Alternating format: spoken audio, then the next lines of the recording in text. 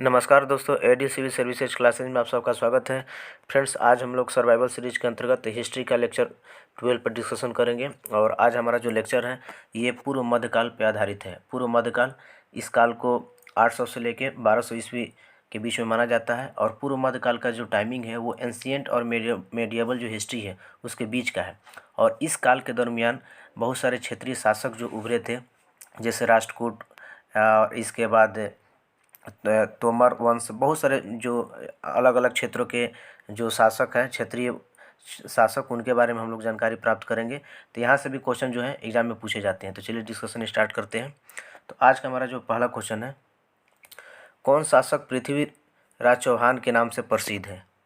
ठीक है, तो पृथ्वीराज जो तृतीय थे इन्हीं को पृथ्वीराज चौहान कहा जाता था। ठीक है, पृथ्वीराज जो तृतीय थे इन्हीं को पृथ्वीराज चौहान कहा जाता था। और ये कहाँ के शासक थे? अजमेर के शासक थे। ठीक है, अजमेर के शासक थे। और इनका जो टाइमिंग है वो है 1177 से लेकर 1192 ईस्वी तक। और इनके समय दो युद्ध हुआ था। तराइन का युद्ध, तराइन का युद्ध जो है काफ़ी फेमस है। और तराइन कहाँ पर ये जो है हरियाणा में है। ठीक है, इसके दो युद्ध हैं प्रसिद्ध, प्रथम और द्वितीय। जो प्रथम युद्ध हुआ था तराइन का वो 1191 में हुआ था, 91 में। ठीक है, और इसमें मोहम्मद गौरी और पृथ्वीराज जो चौहान थे इनके बीच हुआ था। और इसमें मोहम्मद गौरी को पृथ्वीराज चौहान ने हरा दिया था। प्रथम युद्ध में मोहम्मद गौरी की हार हुई थी पृथ्वीराज चौहान के द्वारा। ठीक है, लेकिन द्वितीय युद्ध में क्या हुआ कि वापसी करते हुए मोहम्मद गौरी ने पृथ्वीराज चौहान को हरा दिया। तो इसमें मोहम्मद गौरी जो है उनसे हार गए थे पृथ्वीराज चौहान। तो ये दोनों ही युद्ध जो है काफ़ी इंपॉर्टेंट है। नेक्स्ट, ताम्रपत्र लेख दर्शाते हैं कि प्राचीन काल में बिहार के राजाओं का संपर्क था। तो ये जावा सुमात्रा से उनका संपर्क था। और जावा सुमात्रा यानी कि इंडोनेशिया से। इसके बारे में व्याख्या देख लीजिए कि पाल वंशी शासक देवपाल बौद्ध धर्म का अनुयायी था। ये बौद्ध धर्म को मानने वाले थे। मैक्सिमम जो पाल वंशी शासक हैं वो बौद्ध धर्म को ही मानते थे। ठीक है, लेखों में उसे परम सौगात कहा गया है। उसने जावा के शैलेंद्र वंशी शासक बालपुत्र देव, ये नाम इम्पोर्टेंट है, के अनुरोध पर उसे नालंदा में एक विहार बनाने की अनुमति दी और 5 गांव दान में दे दिए थे। ठीक है, किसने दिए थे? देवपाल ने। नेक्स्ट, अल्लाह उदल संबंधित थे। तो ये जो है महोबा से, महोबा एक जगह है यूपी में, वहाँ से ये संबंधित है ये। और ये चंदेल शासक परमादीव देव, जो परमल भी इनको बोला जाता था, 1165 से लेकर 1203 ईस्वी के सेना नायक थे, जो 1182 में पृथ्वीराज चौहान के आक्रमण का डटकर सामना करने के बाद वीरगति को प्राप्त हुए थे। चंदेलों और चौहानों के इस संघर्ष का वर्णन चंद्रवरदायी कृत पृथ्वीराज रासों में है। अब यहाँ पे ये जो इम्पोर्टेंट है, बहुत ज़्यादा ही ये एग्जाम में पूछा गया है। पृथ्वीराज रासों की रचना किसने की थी? तो चंद्रवरदायी ने किया था। और ये जो चंद्रवरदायी थे ये पृथ्वीराज चौहान के दोस्त थे और उन्हीं के दरबार में रहते थे। ठीक है, और दूसरा जो रचना है जगनीकृत कौन सा रचना है? परमार रासो। परमाल रासो जो है जगनी की रचना है। तो इन दोनों में किसका वर्णन है? अल्लाह और उदल का। ये इम्पोर्टेंट है। नेक्स्ट, राजपूत वंशों में किसने 8वीं शताब्दी में दिल्ली का, इसी को दिल्ली भी बोला जाता है, शहर की स्थापना किया था। और दिल्ली का दिल्ली जो है यही वर्तमान में दिल्ली के नाम से जाना जाता है। और इसका जो स्थापना है किसने किया था? तो तोमर वंश ने किया था। ठीक है, चंद्रवरदायी की रचना पृथ्वीराज रासों में तोमर वंश के राजा अनंगपाल को दिल्ली का संस्थापक बताया गया है। तो दिल्ली का जो संस्थापक थे वो कौन थे? अनंगपाल। ठीक है, और कौन से वंश के थे ये? तो तोमर वंश के। नेक्स्ट, धंगदेव किस वंश का शासक था? तो धंगदेव जो थे ये जेजाक भुक्ति के चंदेल के ये शासक थे। चंदेल का ही पार्ट है कौन? जेजाक भुक्ति, उसी के राजा कौन थे? धंगदेव।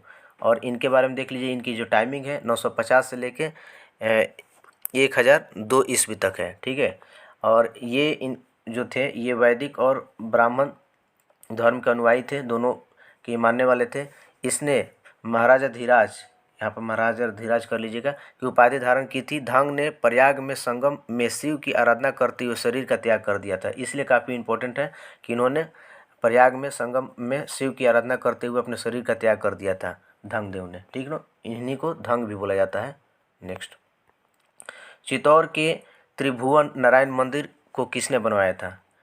त्रिभुवन नारायण मंदिर जो चित्तौड़ में है उसको किसने बनाया था? तो परमार राजा भोज ने बनाया था। नेक्स्ट, और राजा भोज के बारे में कहा जाता था कि इन्होंने बहुत सारी रचनाओं का रचना किया था, बहुत सारी पुस्तकों का। उनमें जो महत्वपूर्ण है वो है सरस्वती कंठभरण, श्रृंगार प्रकाश, प्राकृत व्याकरण, कुर्म शतक और श्रृंगार मंजरी। ये नाम जो है इम्पोर्टेंट है। ये किसके द्वारा लिखा गया था? तो परमार राजा भोज के द्वारा। नेक्स्ट, पाल वंश का संस्थापक था। तो पाल वंश का संस्थापक जो था गोपाल था। और गोपाल के बारे में याद रखिए कि ये बौद्ध धर्म को मानने वाले थे। मैक्सिमम जो, जैसे कि मैंने बताया कि पाल वंश के जो शासक थे वो बौद्ध धर्म को मानने वाले थे। और गोपाल के द्वारा नालंदा में एक विहार का निर्माण किया गया था। नेक्स्ट, उदंतपुर शिक्षा केंद्र किस राज्य में स्थित है? तो ये बिहार में है ये। और इसका जो स्थापना है किसने कराया था? तो पाल वंश के प्रथम जो शासक थे गोपाल, इन्हीं के द्वारा किया गया था उदंतपुर में शिक्षा केंद्र का निर्माण। ठीक है। इसके बाद है कि विक्रमशिला नामक प्राचीन विश्वविद्यालय की स्थापना बंगाल के किस शासक ने किया था? विक्रमशिला यहाँ पर सुधार लीजिएगा, दीर्घिकार से लिखा हुआ जबकि हर्षिकार से हुआ। जहाँ भी शिला मिलेगा आपको वो हर्षिकार से इसमें लिखा हुआ होना चाहिए। ठीक है। तो ये किसने किया था? विक्रमशिला नामक प्राचीन विश्वविद्यालय की स्थापना तो ये धर्मपाल के द्वारा किया गया था। बहुत ही ज़्यादा इंपॉर्टेंट है, बहुत सारे एग्जाम में पूछा गया ये। और इन्हीं के द्वारा जो है विक्रमशिला और सोमपुरी विहार की स्थापना की गई थी। किनके द्वारा? तो धर्मपाल के द्वारा। नेक्स्ट, पूर्व मध्यकाल में शिक्षा के केंद्र थे। तो 3 शिक्षा के केंद्र थे पूर्व मध्यकाल में, नालंदा, विक्रमशिला और उदंतपुर।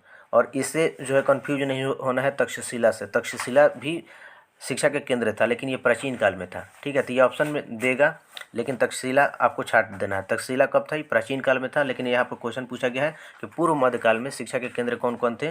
तो 3 ही नाम है, नालंदा, विक्रमशिला और उदंतपुर। ठीक है। और ये तीनों जो है कहाँ पे है? बिहार में। नेक्स्ट, किसने राष्ट्रकूट साम्राज्य की नींव डाली थी, नींव रखी थी? तो ये दंती दुर्ग के द्वारा रखा गया था इसका नींव।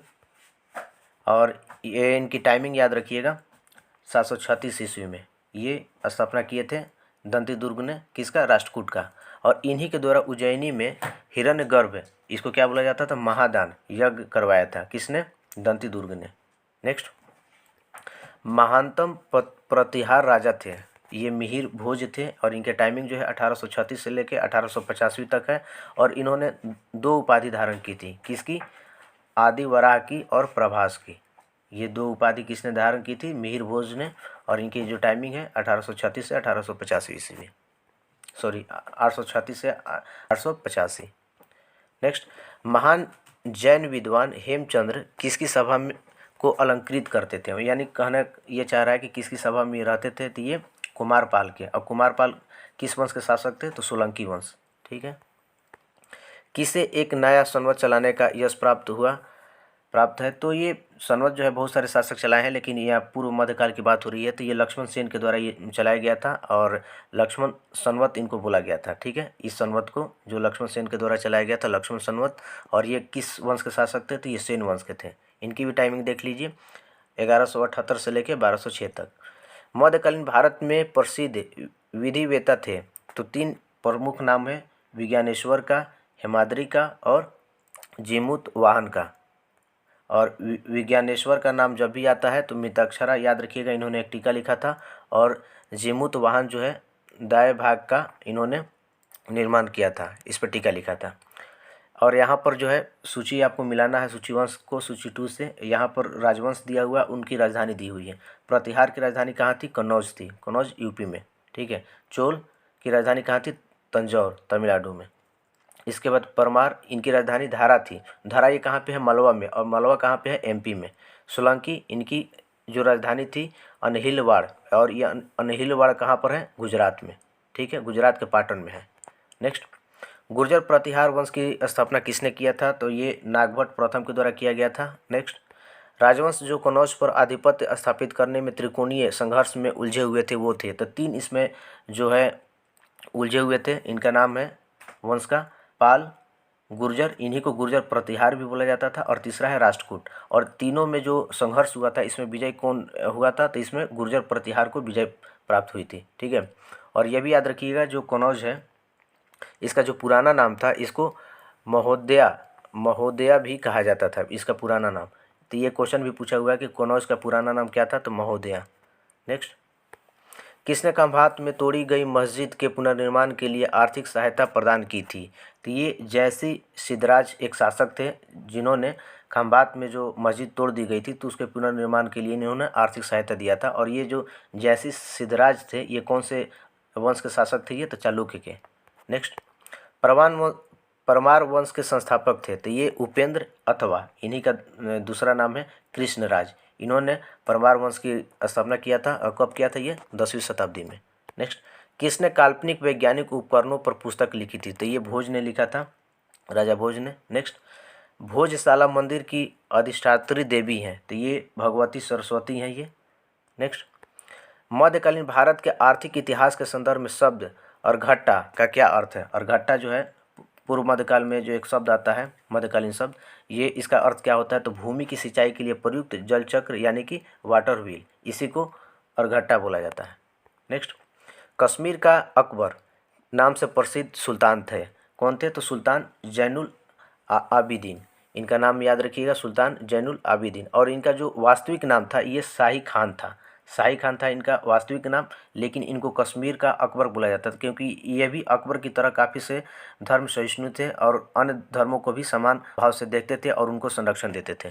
नेक्स्ट, कन्नाड वंश का संस्थापक कौन था? तो ये कन्नाड वंश के संस्थापक नान्यदेव थे। और ये जो कन्नाड वंश है ये मिथिला से संबंधित है। मिथिला कहाँ से? बिहार से। ठीक है, तो इसके संस्थापक कौन थे? नान्यदेव थे। और नान्यदेव के समय जो इसकी राजधानी थी किसकी? कन्नाड वंश की, ये कहाँ पर थी? सिमरावगढ़। सिमरावगढ़ ये राजधानी याद रखिएगा। और कन्नाड वंश के अंतिम शासक जो हैं वो हरि सिंह थे। प्रथम कौन थे? नान्यदेव, ये एग्जाम में पूछा हुआ, नान्यदेव थे प्रथम वाले, और जो अंतिम थे वो हरि सिंह थे। ठीक है, और हरि सिंह के बारे में ये याद रखिएगा कि इन्होंने एक पंजी व्यवस्था जिसको पंजी प्रबंध भी कहा जाता था शुरुआत किया था, और ये कहाँ पर था? मिथिला में। तो ये क्या होता था पंजी? तो ये पंजी जो था कायस्थ समुदायों की लिखित वंशावली को पंजी या पंजी प्रबंध कहा जाता था। ठीक है फ्रेंड्स, तो फ्रेंड्स आज हम लोगों ने पूर्व मध्यकाल के क्वेश्चंस पे डिस्कशन किया और कल से हम लोग जो है मध्यकालीन भारत में प्रवेश करेंगे। तो आज के लेक्चर में इतना ही फ्रेंड्स, मिलेंगे हम लोग अपने नए लेक्चर में, तब तक के लिए धन्यवाद।